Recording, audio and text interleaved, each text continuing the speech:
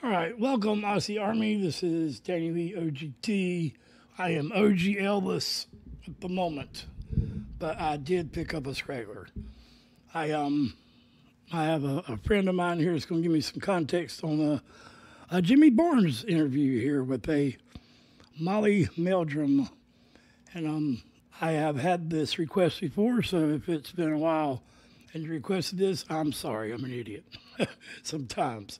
So I'm going to bring my guest in here for a minute. Here. So, Mr. Michael, who is Molly Meldrum? Good day, mate. Ever since I was a boy, Molly Meldrum has been the man who knows more about Australian music than anybody else. So, from the Hey Hey It's Saturday days when it was on of a morning to today, Molly still gives his views on things. So he is the god when it comes to knowing anything about Australian music. I've seen him. He sat today. He helped Australian music reach the world. So him and a few other mates of his. So and he came out of the closet. Is that right? Sorry, sir. He came out of the closet. He's Molly's always been different. So yeah, so we love Molly. We wouldn't give up Molly for the world. So whatever Molly does is fine with me. I have a penis on my arm. He likes AFL though, Danny. I hold that against him. Being an NRL man, you know, we can't. I don't want to cause a war. No, that's right. So he's a very good man. Oh, Molly. Thank you, Michael. Thank you for my shirt. Thank you for being a member of Patreon and channel member. You are the man, Michael. In excess. More in excess too, brother. Yeah. That's the devil inside right there, son. every young boy wanted to be Michael. That Michael, not that. I still want to be Michael. Hell, I mean. Oh, yeah. Well, I don't know about now, but yeah, I mean, Michael was the man. He was the man here too. He was the man. He was the man, brother. So, I'm telling you, I need to get back to NXS. Really, I do. All right, Michael, I'm gonna pop you off the damn stage. We're gonna watch Jimmy Barnes. Hang out with me, buddy. Don't go nowhere. We're gonna mute Michael. Thank you, sir. All right, let's see what Jimmy's got to say.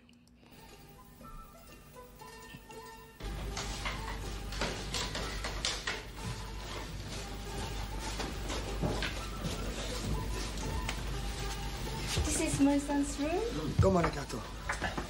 Jimmy, hi. Don, hi. Thank you very much. Well, welcome. G'day. Right, well, while we're having something to eat, you know, bog in, I want to ask you some questions, if you don't mind. I knew there was a catch. Yeah, there's always a catch. Real quick, Michael, who is that with Jimmy? I can't really see from here. Maybe Ian Moss, I don't know. I'm getting old, brother. Is that Ian? But sure. So this is well, Molly in the Chinese or the. He's definitely got Ian's jaw. So. Well, you call them pajamas. They wear, but we're not pajamas. They feel like pajamas. I'm sure he'll ask him a question. All right, fair enough. All right, let's see what these blokes got to say. First of all, listen, congratulations both of you on the album, especially in Australia, because it's like now, what, #2 for the 5th week, keeping out Kiss, which is pretty difficult, I'd imagine, because you're selling by the tons, and the Rolling Stones are having problems with you as well. You must be knocked out with that. Yeah, it's great. Can't Stop the Music's kept you... Oh, that's a shame about that. Yeah. We'll have to make a film next time we do an album. Made it enough. Listen, what's happening overseas? Yeah, well, Rod, our manager, is over in Los Angeles negotiating at the moment. Yeah. And with 4 companies. Earlier this week we were told there was a release date, but Rod told me this morning that that isn't confirmed at all, that it's another Australian rumour. So there's not much confirmed, there's just a lot happening.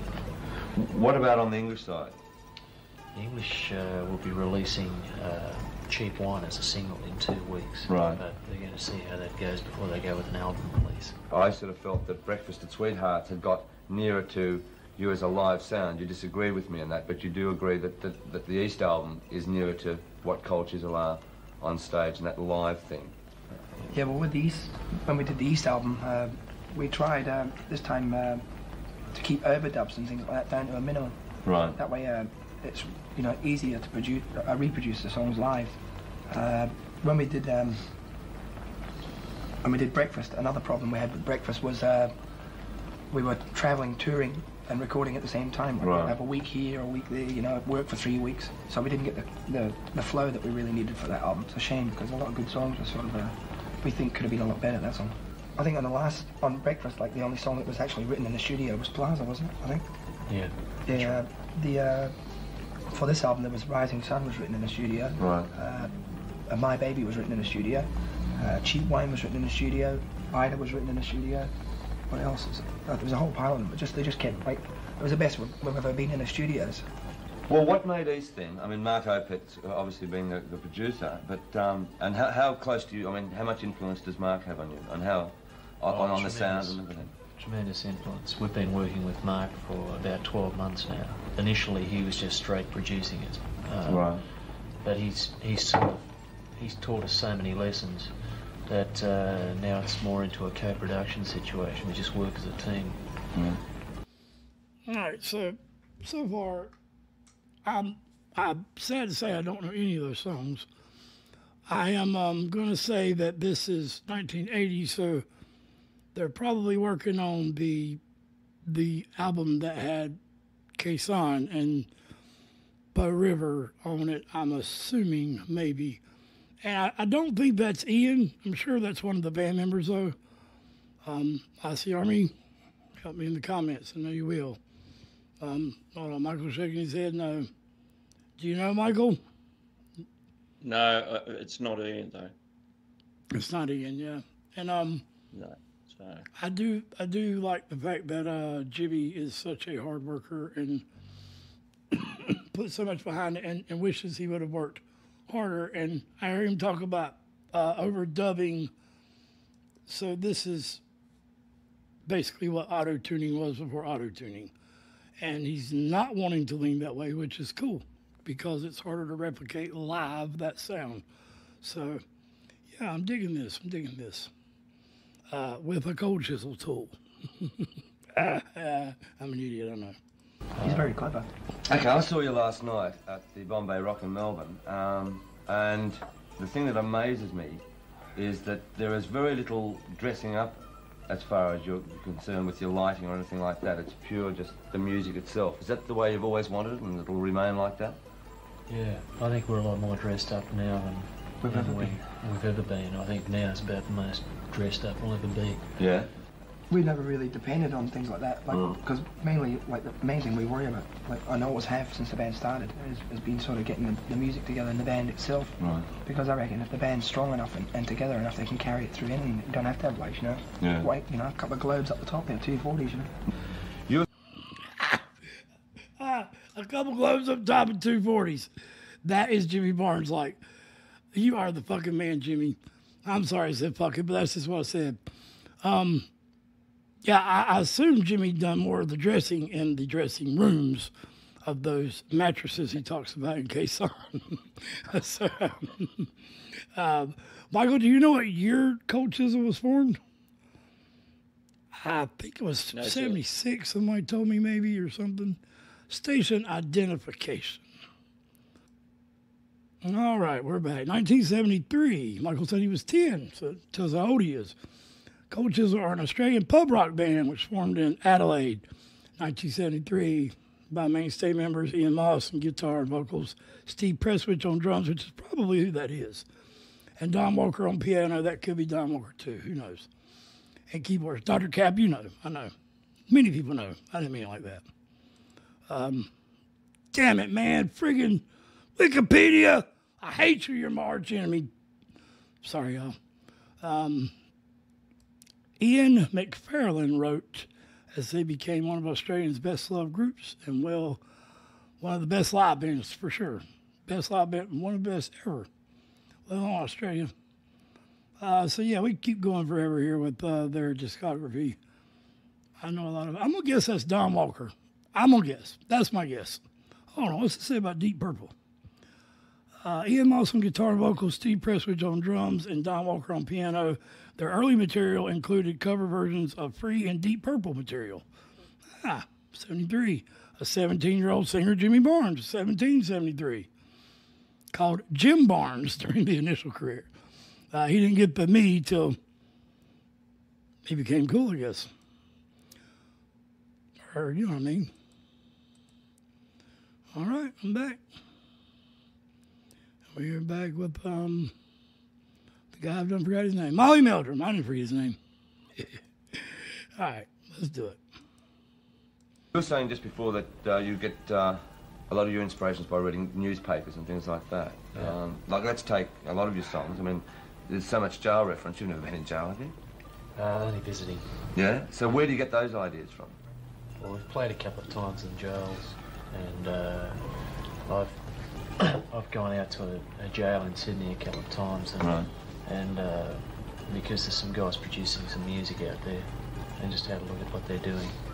Right, well, let's take Khe Sanh as far as Vietnam is concerned. You were never in Vietnam either, were you? Khe Sanh, okay, so this is after Khe Sanh. Love that damn song. That's where I learned about car parks and all the mattresses I was talking about. And, that's one of my favorite songs. I do listen to the studio version usually, but I agree for reactions and for first-time listens, the live versions are the best. Yeah. No, but I knew some guys who were over there. Right. So you sort of just accumulate all this information, and then it just sort of sometimes comes out in your songs. Is it? Yeah. Photographic Sometimes. memory. And what about yours? Through the haze, I'd imagine. No, I read a lot. I read a lot of comics. Most of mine I get ideas for hook lines, Right. mainly, like, you know, so obviously. And I base the rest of the song around the hook line. And, Yeah. Now, the Star Hotel, I gather, is the Newcastle incident. The hook brings you back. Yeah, that's a Blues Traveler song that it's a bunch of gibberish, the whole song, but the hook brings you back is the hook. And that really is where I essentially kind of learned what the hook is in a song. I guess it hooks your ass. like Jimmy Barnes done Ian on Wild Thing. We pulled his ass down beside him. Come here, boy, I'm drunk as hell. Let's sing together. After I crawled my ass out of the damn audience. Jimmy's the man. Yeah. And was that something you saw on the news, or had Well, you spoken to read it in people that were involved in it, or what? I read it in the newspapers. Yeah. I think with Star Hotel there's a lot of like underneath the surface. It's not just about the Star Hotel. Right. It's I think it's just about general, you know, unrest. Like there's a lot happening in Melbourne with where was it? Frankston, was it? Yeah. Like those sort of riots where the kids are just getting really bored and sort of aggro, you know. And it's all coming out. I think that's what sort of Star Hotel is mainly about. Anyway, it's been great talking to you. Well, one thing I just want to say, just before you go, last night absolutely Sorry, Molly, to cut you off there, but I do not think the soft-spoken gentleman wants to be there at all. I don't get the impression he's very happy to be there. And Jimmy's just eating his damn food like, yeah, man, yeah, mate, it's good. Yeah, we're good. We're gonna sing. I'm high. Let me eat. I don't know. Maybe not. I'm judging him, but yeah, I ain't gonna say he's high, but he probably was. confirmed it in my book. To me, I mean, I like Split Ends a lot, and my Sex on the Angels, but without a reserve. All right, now the Angels we just done. Michael, translate what the fuck he just said. Hold on. My Six. In my book. To me, I mean, I like Split Ends a lot, and Split Ends? Split Ends, yeah, New Zealand. The Finn Boys I was telling you about, that's their early days. Kiwis. Before they became Crowded House later on. They're great. Great band. Yeah, I know, yeah. OG, yeah, man. Beds are burning. How can we sleep when the world turns? Yeah, I love that shit. Crowd House is great. They were totally different as Split Ends. They were psychedelic. Yeah. Well, I mean, you know, I've never done any psychedelics ever. my Sex on the Angels, but without a reserved doubt, I think you're the best rock and roll band in the country. Thanks, Molly. All right. Don't start on me, don't. Well, See you later. Yep. Okay, well. God on you. I beg your pardon? What does that mean? Behave yourself. Good, good. Jimmy just schooled the guy in the Komodo. Komodo. Yeah, that's what the hell they're called. Jimmy just schooled his ass. He's like, what, you don't know? You didn't know that? What are you wearing that shit for? Sorry, I don't know. Maybe I'm not making fun of Mr. Meldrum here, but Jimmy just schooled his ass. Aussie humour. He looks kind of like Sylvester Stallone's cousin. Right there. He does. I mean, the more happy version, or whatever word you want to use for happy. All right, Michael. And my six on the Angels, but without a reserved doubt, I think you're the best rock and roll band in the country. Thanks, Molly. All right. Don't start on me, don't. You're a smooth See talker, you right? later. Yep. Okay, well. God on you. I beg your pardon? What does that mean? Behave yourself. Good, good. Look at his look on his face. He's like, what the fuck just happened? Jimmy learned that from many, many women that told him to behave yourself, son. You didn't know that? Jimmy Barnes just told me to behave myself. Well, isn't that the pot for and kettle boy?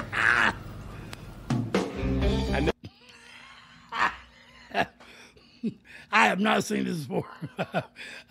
Now with the Moss up front, Cold Chisel, My Baby. Okay, I don't know that song, so I'm not going to keep going. East. Is there a meaning for the East, Michael? That Well, says he's East. married East. to an Eastern lady, isn't he? There's a lot. Okay, A lot came into his East. life later on where he became very happy and settled down to one lady. So I'd say that it's something to do with that. Yeah, big deal. So Yeah, it does change your life, the right lady. check it out. I got the headband on and stuff. That's cool. I'll get a little piece over here.